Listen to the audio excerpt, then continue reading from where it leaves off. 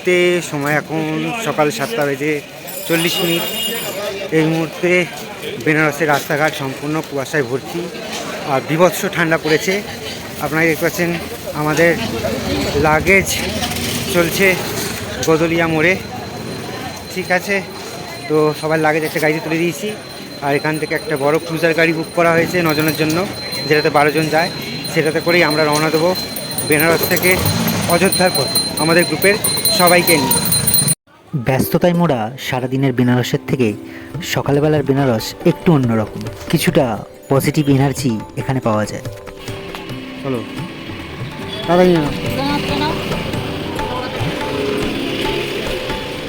তো গাড়িতে সবাইকে গরম চা দিয়ে দিয়েছি। এই হচ্ছে আমাদের গাড়ি, এই যে ট্যুরিস্ট গাড়ি। আপনারা যদি বেনারস থেকে অযোধ্যা যেতে চান তাহলে এই গাড়ি নাম্বার পেয়ে যাবেন ভিডিও ডেসক্রিপশানে। আর এই গাড়ি করেই আমরা যাচ্ছি বেনারস থেকে অযোধ্যা। এখানে কাশ্মীর ট্যুর অ্যান্ড ট্রাভেলস থেকে আমরা স্পট বুকিং করে গাড়িটা বানিয়ে নিয়ে নিয়েছি। মোটামুটি 12 সিটের গাড়ি, 9 জনের জন্য আমরা বুক করেছি। এই হচ্ছে গাড়ি। আর উপরের সমস্ত লাগেজ আমরা যে ভ্যান করেছিলাম, ভ্যান রিক্সা করেছিলাম, সেই ডাইরেক্ট গাড়ি অবধি এসে লাগেজ উপরে তুলে দিয়েছি।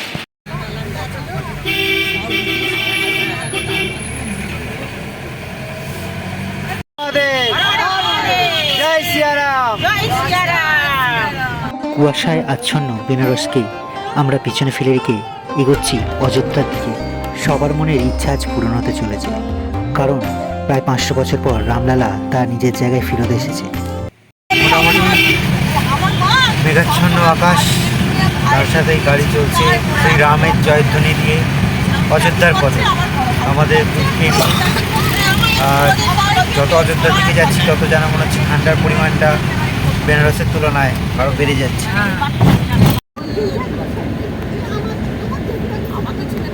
আপনারা দেখতেই পাচ্ছেন আজকের দিনটা পুরো কুয়াশাতে ঢাকা, তার সাথে প্রচুর ঠান্ডা। গাড়ি এখন দাঁড়িয়েছে একটা পেট্রোল পাম্পের ওয়াশরুমের জন্য। তো বেলা যত বাড়ছে ঠান্ডার প্রকোপও আরও বাড়ছে। এখন প্রায় হাফ রাস্তা আমরা এসেছি অযোধ্যার পথে।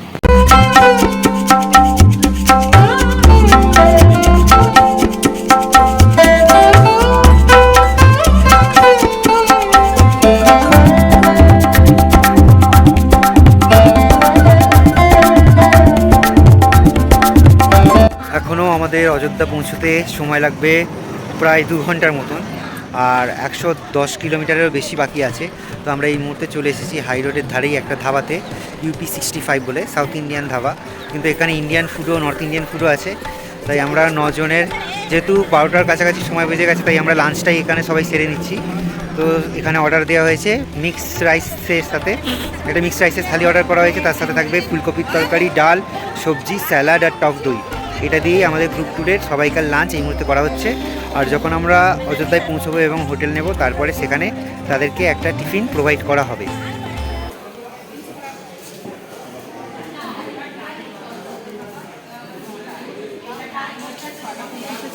সবাই লাঞ্চের টেবিলে অপেক্ষারত অবস্থায় বসে আছে। ততক্ষণে আমাদের টেবিলে চলে এসেছে এই শীতের সকালে গরম গরম পেঁয়াজি।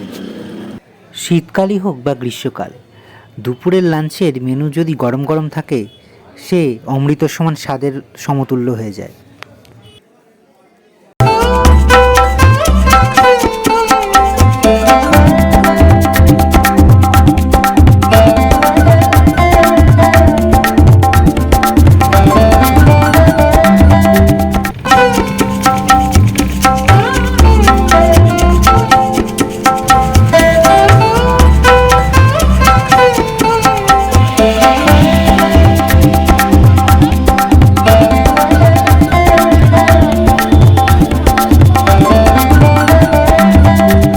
আমরা এই মুহূর্তে চলে এসেছি একদম অযোধ্যা রাম মন্দিরের কাছাকাছি। তবে গাড়ি পুরোটা গেল না, সূর্য প্যালেস পর্যন্ত গাড়ি এসে থেমে গেল। বললো বাকিটা এদের লোকাল ট্রান্সপোর্টে করে যেতে হবে। তাই এবার এখান থেকে দুটো অটো বুক করে নিলাম। একটাতে মানুষজন যাবে, একটাতে লাগেজ যাবে, যেটা আমাদেরকে রাম মন্দিরে 500 মিটার আগে নামিয়ে দেবে। সেখানেই আমরা হোটেল নিয়ে আমাদের গ্রুপ ট্যুরের সবাইকে রাখবো। আর কেননা এখানেও সেপারেশন করে দিয়েছে, বাইরেকার কোনো গাড়িকে মন্দির পর্যন্ত বা মন্দিরের 1 কিলোমিটার আগে পর্যন্ত যেতে দেওয়া হয় না। তাই গ্রুপের জন্য দুটো অটো আবার বুক করতে হলো। যেমনটা বেনারসের ক্ষেত্রে হয়েছিল তেমনটাই আবার অযোধ্যার ক্ষেত্রে হলো। অযোধ্যাতে আমরা স্পট বুকিং করে হোটেল নিয়েছি। আপনারা চাইলে এখানে এসে বুকিং করতে পারেন, অজস্র হোটেল আছে। আর আমাদের হোটেল থেকে অযোধ্যা রাম মন্দিরের দূরত্ব পায়ে হেঁটে 10 মিনিট। আর এটা হচ্ছে আমাদের অযোধ্যায় যে হোটেল, সেই রুমের ভিতরটা। আমরা এসি রুম নিয়েছি, তবে শীতকাল বলে এখন এসি আমাদের কাজে লাগেনি, ফ্যান তো নয়। আর তার সাথে ঘরটি খুব সুন্দরভাবে সাজানো। আমরা সেম 3টি রুম নিয়েছিলাম, আর প্রতিটা রুমের জন্য আমাদের দিতে হয়েছিল 800 টাকা করে প্রতি রুম পিছু। বেনারসের মতন অযোধ্যাতেও যদি একটু খোঁজা যায় ধৈর্য ধরে, তাহলে মোটামুটি 1000 টাকার ভেতরেই আপনি ভালো রুম পেয়ে যাবেন। যেহেতু আমাদের অযোধ্যা পৌঁছাতে দেরি হয়ে গেছে, তাই আমরা অযোধ্যাতেই রুম নিয়েই চলে এসেছি হনুমানগড়িতে হনুমানজির দর্শনে। তার সাথে আরও কয়েকটা সাইট সিন আমরা করব। আর কালকে সকালবেলা আমরা শ্রী রাম মন্দির দর্শনে যাব। প্রথমেই চলে এলাম বিশ্বের প্রথম হনুমান মন্দির এবং অলৌকিক ঘটনায় মোড়া এবং অনেক রহস্য উন্মোচন করতে না পারা এমন একটি হনুমান মন্দিরে, যেটা অযোধ্যার হনুমানগড়ি নামে প্রসিদ্ধ। রামচন্দ্র শরীর সমাধি নেওয়ার আগে হনুমানজিকে বলে যান যে তিনি কলিযুগ পর্যন্ত জীবিত থাকবেন, এবং হনুমানজিকে আদেশ করে যান যে অযোধ্যার কোনো একটি উঁচু স্থানে বসে অযোধ্যার প্রজাদের খেয়াল রাখতে। আর সেই উঁচু জায়গাটাই আজকের হনুমানগড়ি বা বিশ্বের প্রথম হনুমান মন্দির নামে প্রসিদ্ধ বা খ্যাতি লাভ করেছে। তবে এখানে আঞ্চলিক মান্যতা আছে, বজরংবলীকে স্থানীয় বানর রূপে অনেক কীর্তিকলাপ করতেও দেখা যায়।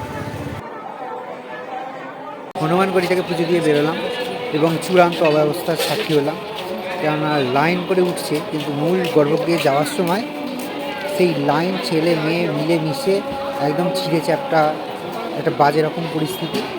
আর সবথেকে বড় কথা হচ্ছে, এখানে পুজো বা প্রসাদ যাই নেন না কেন, কোনোটাই ভগবান পর্যন্ত পৌঁছায় না। সুতরাং সেক্ষেত্রে আমি বলবো, মন যদি ঠিক থাকে, কেবলমাত্র বা শুধুমাত্র দর্শনই করুন, তাহলে দেখবেন চোখেরও শান্তি, আত্মারও শান্তি।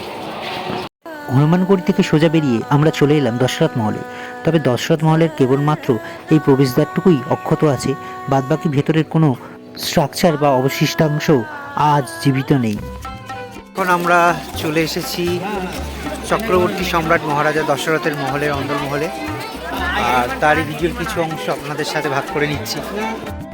বলা হয় নাকি এই দশরথ মহলেই রাজা দশরথ তার 3 রানীকে নিয়ে থাকতেন। তবে 5000 বছর আগেকার কোনো স্থাপত্যকেই আমরা সেভাবে দেখতে পাইনি বা নেই। তবে 5000 বছর আগের ইতিহাসের কথা এই মাটি বলে। আর এই মাটিতে দাঁড়িয়ে সেই 5000 বছর আগেকার কথাগুলোকে স্মরণ করতে পেরে আমরা সত্যি আপ্লুত, আমরা সত্যি ভাবাচ্ছন্ন, সত্যি আনন্দময় এবং আবেগতাড়িত। মনে হচ্ছে আমরা সেই মাটিতেই দাঁড়িয়ে আছি যেখানে রামচন্দ্র এবং তার ভাইয়েরা একত্রে বড় হয়েছে।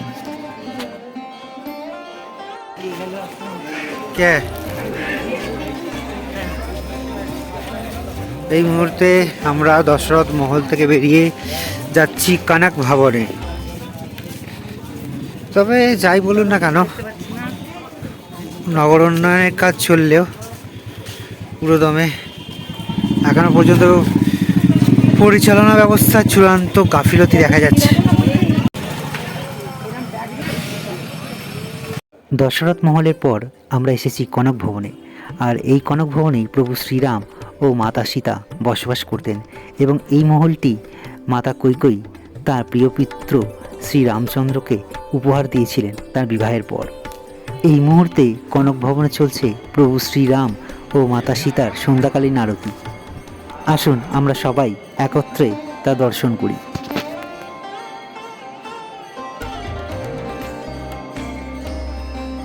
চারিদিকে শুধু নিস্তব্ধতা এবং প্রভু শ্রীরামের জয়ধ্বনি, এক চূড়ান্ত আধ্যাত্মিকতার প্রকাশ। এই অনুভূতি চাক্ষুষ দর্শন না করলে এই অনুভূতি কখনোই নিজের মধ্যে জাগ্রত হতে পারে না।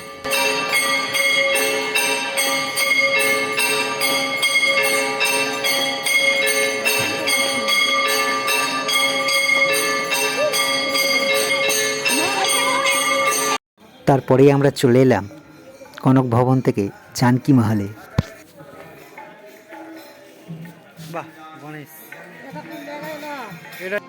এখানেও সবেমাত্র প্রভু শ্রীরাম ও মাতা সীতার সন্ধ্যাকালীন আরতি সমাপ্তি ঘটেছে। আর তার সাথেই চলছে প্রসাদ বিতরণ।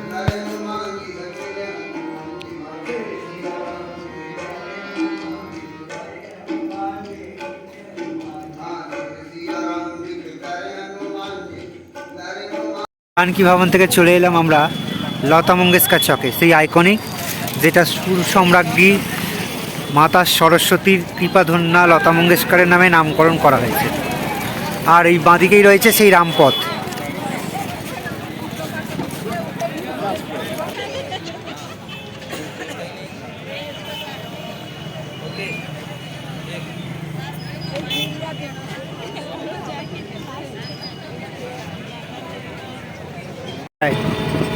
ওই যে অযোধ্যার যে রামলালা,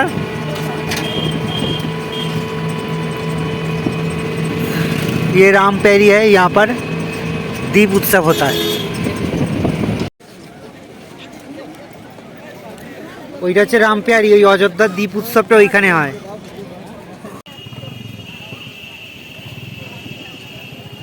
মোটামুটি দেরিতে এসেও আমাদের সবকটা সাইট সিনই প্রায়, যেগুলো নর্মাল অনেকে আসেন কি বারানারস থেকে আসেন, অযোধ্যায় শুধু রাম মন্দির দর্শন করেন, করে সেখান থেকে চলে যান। তবে আমরা একটা নাইট রেখেছিলাম, কারণ কয়েকটা বিখ্যাত সাইট সিনগুলো করার জন্য।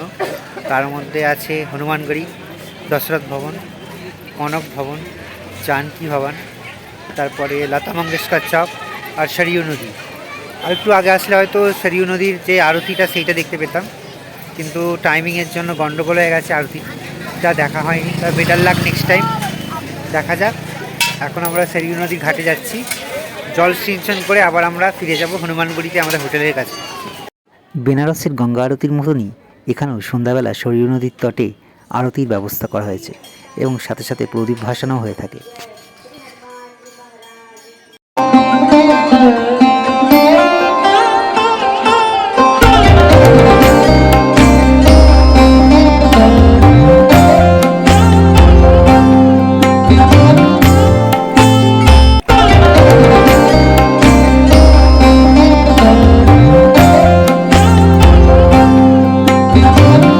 ঘড়িতে সময় এখন সন্ধ্যা 8:03।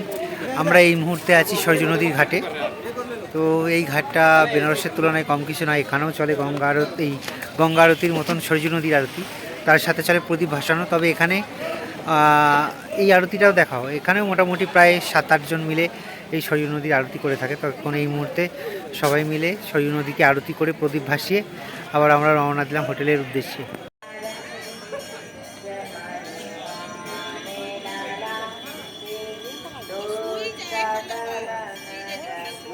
নদীর তীরে এই সেই জায়গা, যে জায়গাটা দীপাবলির দীপ উৎসবে বা আলোর উৎসবে কয়েক লক্ষ লক্ষ প্রদীপে সেজে ওঠে। আর এই যে ছোট ক্যানেলটা করা হয়েছে, এটা মূল সরজু নদী থেকে একটি অংশকে বিচ্ছিন্ন করে এইখানে তাকে নিয়ে আসা হয়েছে, এবং এই সরজু নদীর এই অংশের পরেই দীপ উৎসবে আলোকিত হয়ে ওঠে পুরো অযোধ্যা নগরী।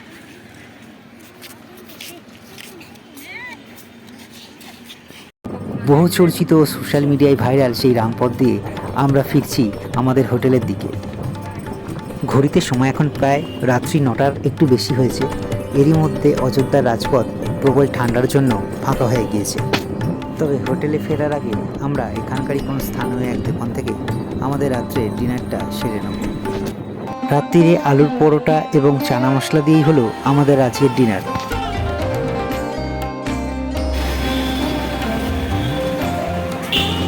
ঘড়িতে সময় এখন 9:35। এই মুহূর্তে রাম মন্দিরের প্রধান এবং মুখ্য দ্বার শ্রী রামানন্দ আচার্য দ্বার থেকে আমরা যাচ্ছি একটু রাত্রির অযোধ্যা শহরটা ঘুরতে। মোটামুটি রাম মন্দির খোলার সময় হচ্ছে সকাল 6টা, আর বন্ধ রাত্রি 8টা। মাঝে দুপুরে 1টায় বন্ধ হয়ে যায়, আবার 3টে খোলে। আর এটা হচ্ছে বিড়লা ধর্মশালা। এই ধর্মশালায় আগে থাকার জন্য যথেষ্ট কম দামে ঘর ভাড়া পাওয়া যেত, কিন্তু রাম মন্দির ওপেন হয়ে যাওয়ার পর থেকে এর দাম অনেকাংশে বেড়ে গেছে।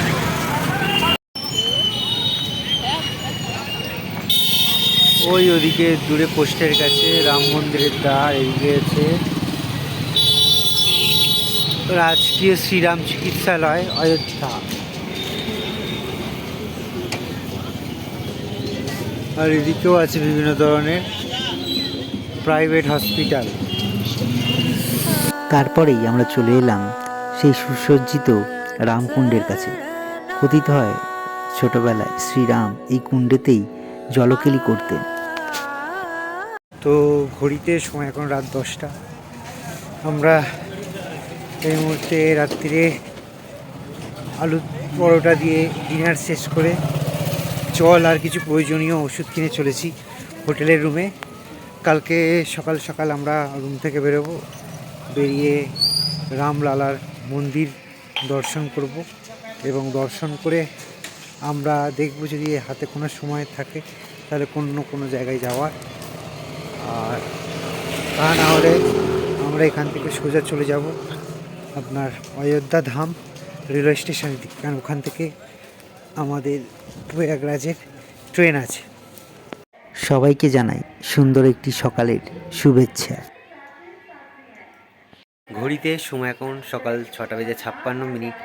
এই মুহূর্তে আমরা সবাই স্নান করে রেডি হয়ে গেছি গ্রুপের সবাইকে নিয়ে শ্রীরাম জন্মভূমি মন্দির এবং রামলালাকে দেখার জন্য। আমরা এখান থেকে সোজা চলে যাব মন্দির প্রাঙ্গণে এবং সেখানে রামলালাকে দর্শন করব। আর এই মন্দির খোলে সকালবেলা 7টা থেকে, আর ভোরবেলা মঙ্গল আরতির জন্য বিশেষ টিকিট বানাতে হয়, আর সেই টিকিট অনলাইনে বানাতে হয় যদি আপনারা সেই মঙ্গল আরতি দর্শন করেন। আর সকাল 7টা থেকে রামলালাকে দেখার জন্য ভক্তদের জন্য মন্দির খুলে দেওয়া হয় এবং এই মন্দির খোলা থেকে দুপুর 1টা পর্যন্ত আপনারা এসে রামলালাকে দর্শন করতে পারেন। তবে মন্দির প্রাঙ্গণে কোনো রকমের ফোন, মানি ব্যাগ অ্যালাউ নয় বা অন্য কোনো ব্যাগ অ্যালাউ নয়। আপনারা দরকার হলে প্রয়োজনে টাকা পয়সা আপনাদের সঙ্গে রাখবেন এবং জুতো তো কোনো রকমভাবেই অ্যালাউ নয়। আর যদি আপনারা তাড়াতাড়ি দর্শন করতে চান তাহলে আপনারা হোটেলের রুমেই আপনাদের ফোন, মানি ব্যাগ, জুতো ইত্যাদি রেখে খালি পায়ে দর্শন করতে যান এবং দর্শন সেরে তাড়াতাড়ি আপনাদের হোটেলে ফেরত আসুন। তাহলে দেখবেন যে তাড়াতাড়ি রামলালার দর্শন হয়ে গেছে। কেননা তা না হলে আপনি যে মন্দির প্রাঙ্গণে যেখানে দোকানে হোটেল যে দোকানে আপনি জুতো বা ফোন রাখবেন, আপনাকে হয়তো অন্য এক্সিট পয়েন্ট দিয়ে বের করা হচ্ছে, তাতে আবার ঘুরে এসে আপনাকে সেগুলো সংগ্রহ করতে বেশ কিছু সময় নষ্ট করতে হচ্ছে। অবশেষে বহু প্রতীক্ষার অবসান ঘটল, সম্পূর্ণ হলো অযোধ্যার রামলালার দর্শন। অযোধ্যার রাম মন্দির দর্শন করে আমরা এখন চলে এসেছি জৈন মন্দিরে, জৈন মন্দির দর্শন করতে। ভগবান ঋষভবেদ তীর্থঙ্করের নামে সমর্পিত এই তীর্থঙ্কর জৈন মন্দিরকে অসাধারণ কারুকার্যের নিদর্শন রাখছে। আর সমস্ত মন্দিরটাই ভেতরে সাদা পাথর এবং বাইরের এই প্রবেশদ্বারটি গোলাপি পাথর দিয়ে তৈরি। আমরা চলে এসেছি মূল ফটক থেকে ভেতরে প্রবেশদ্বারে প্রবেশ করে। অসম্ভব সুন্দর।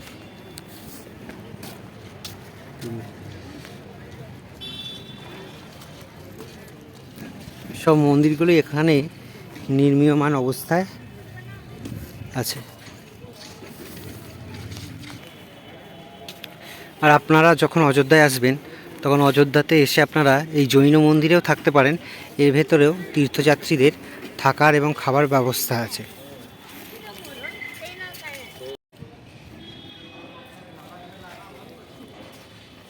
এই পুরো চত্বরটা জুড়েই হচ্ছে জৈন মন্দির প্রাঙ্গণ। ভগবান ঋষভবেদকে সমর্পিত। ওনার জন্মস্থান হচ্ছে ঠিক অযোধ্যার এই জায়গাটাতে, তাই এখানেই জৈন মন্দির করা হয়েছে। আর অযোধ্যার ভক্তবৎসল তীর্থযাত্রীদের জন্য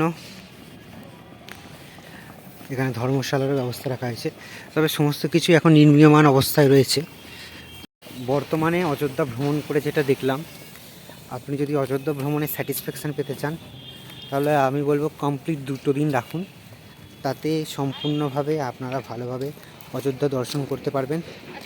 আর যদি মনে করেন যে সময় কম, কেন বলুন তো, এখানে অযোধ্যার টোটালটাকেই পুনরুদ্ধার করা হয়েছে। মানে যে অযোধ্যা হারিয়ে গিয়েছিল, ঠিক আছে, প্রায় 500 বছর পর সেই অযোধ্যার গৌরবকে উদ্ধার করা হচ্ছে।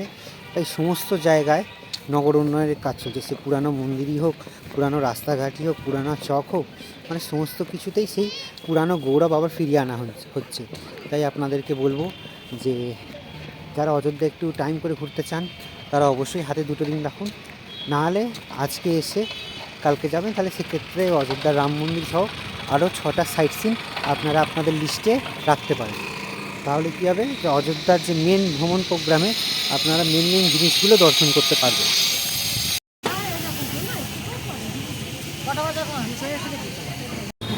ঘড়িতে সময় এখন 2:30। আমরা অযোধ্যা থেকে চলেছি অযোধ্যা ধাম স্টেশনের উদ্দেশ্যে। সেখান থেকে লখনৌ প্রয়াগরাজ সঙ্গম ইন্টারসিটি এক্সপ্রেসে করে আমরা সবাই যাব প্রয়াগরাজ। ঘড়িতে সময় এখন 3:07। আমরা পৌঁছে গেছি অযোধ্যা ধাম স্টেশনে। এখান থেকে আমাদের ইন্টারসিটি এক্সপ্রেসে করে আমরা পৌঁছবো প্রয়াগরাজে। এই মুহূর্তে আমাদের লাগেজ নিয়ে সবাই, আমাদের গ্রুপ ট্যুরের বাকিরা সবাই অপেক্ষারত অবস্থায় আছে। প্রায় 3:55 এখানে ট্রেন আসবে, মানে 3:53 আসবে।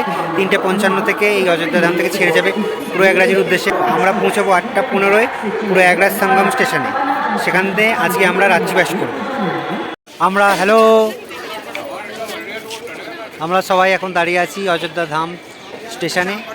ট্রেন নাম্বার 14232 মানবারসাং এক্সপ্রেসে করে আমরা যাব প্রয়াগরাজ সঙ্গম স্টেশনে। সেখানে আমরা প্রয়াগরাজে ত্রিবেণী সঙ্গমে সবাই স্নান করার ব্রত নিয়েছি। এই মুহূর্তে চলছে, সবাই এখন বসে আছে ট্রেনের অপেক্ষারত অবস্থায়। আর এই 2 নম্বর প্ল্যাটফর্মেই ট্রেনটা দেবে।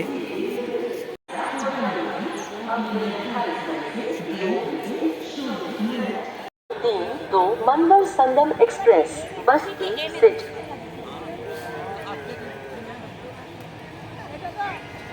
হ্যাঁ,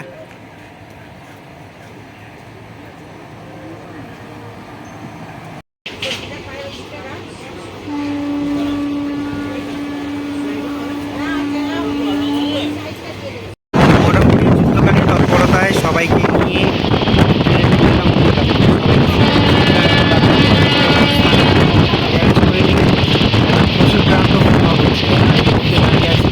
দরজার সামনে ঠান্ডা বেশ দারুণ লাগে। ট্রেনটা এখনো পর্যন্ত অযোধ্যা ধাম জংশন থেকে প্রয়াগরাজ সঙ্গম স্টেশনের মাঝখানে 4টে মাত্র স্টপেজ আছে। জানি না 4টে মাত্র স্টপেজে কতটা ঘুরতে হয়, কতটা ট্রেনে আর কি বাড়বে।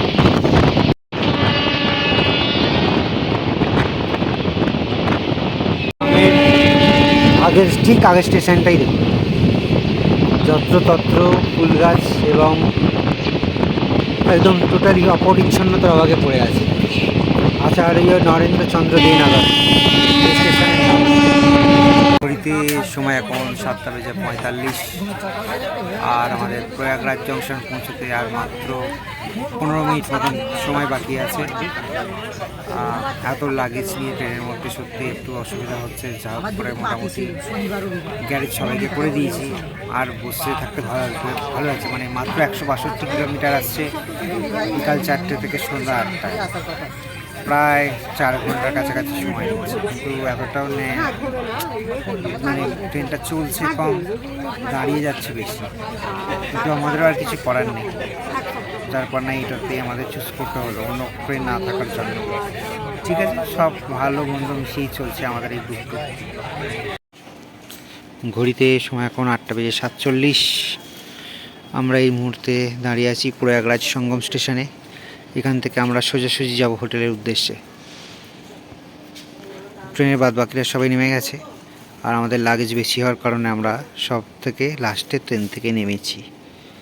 অতিরিক্ত লাগেজ হওয়ার জন্য এই ব্যাটারি চালিত গাড়ি দিয়েই সবাইকে পাঠিয়ে দিলাম স্টেশনের বাইরে। দেখা হচ্ছে আপনাদের সাথে আগামী পর্বে প্রয়াগরাজ তীর্থে।